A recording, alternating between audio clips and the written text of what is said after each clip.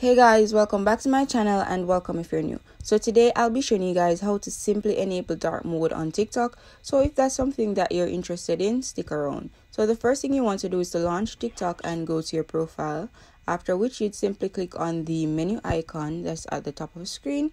Then you'd select settings and privacy,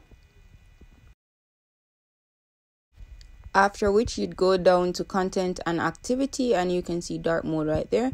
So you just simply tap on dark mode, and as you can see, currently my phone is on light mode and I'm going to switch it to dark mode.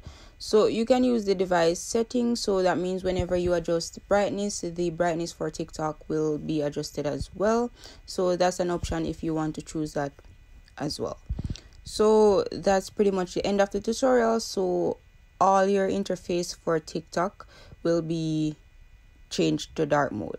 So whenever you go to make a comment, it will be in dark mode. So that's the end of the tutorial. If you guys enjoyed this video, please leave a like, please share, and if you're new, please subscribe.